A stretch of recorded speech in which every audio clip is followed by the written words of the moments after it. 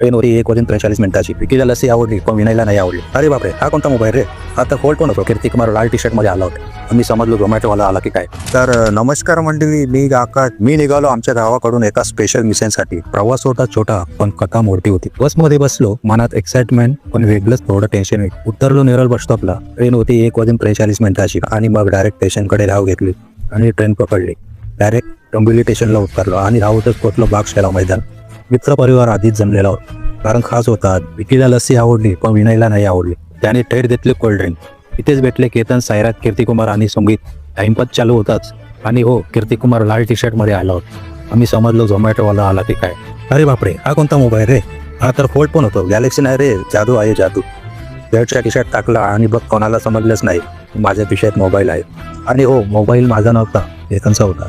एवढा वेळ तरी मला श्रीमंत वाटायला लागला. तर मित्रांनो, कसा वाटला माझा आजचा दिवस? तर व्हिडिओ आवडली असेल अशाच भन्नाट सफारीसाठी आमच्या चॅनलला सबस्क्राईब करायला विसरू नका. धन्यवाद.